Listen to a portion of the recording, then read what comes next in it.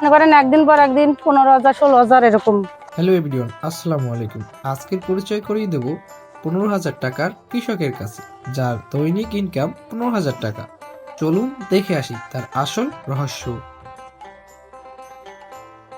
আপনি কত বছর যাবত এখানে কাজ করতেছেন?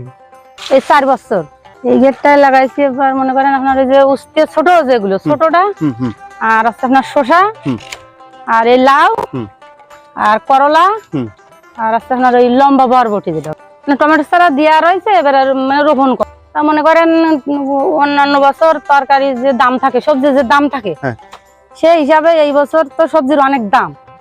তা মনে করেন একদিন পর একদিন 15,000 16,000 এরকম। আপনার ফ্যামিলিতে কতজন লোক আছে? বাড়ি আমার ফ্যামিলিতে লোক 7 জন। আমি, আমার স্বামী, আমার একটা মেয়ে আর শাশুড়ি। এখান থেকে বাড়ি ফিরি মনে করেন 2:30 3টের দিকে।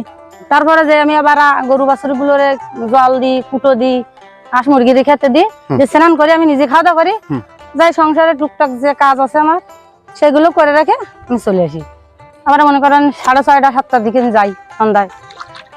গরু আছে 7টা, হাঁস মুরগি আছে 70টার মতো আছে। সবজি কেবল এক ফাড়ে কাটা শুরু করেছি। মনে করেন এই আজকে মনে আমার 11 কাটা হবে।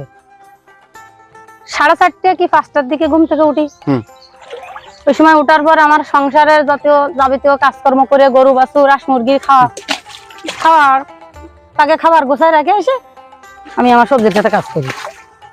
আপনার কৃষিকাজে মোট কত টাকা খরচ হতে পারে আনুমানিক? আমি তো এই জায়গায় ওই ভালি সবজির হিসাব করে রাখিনি।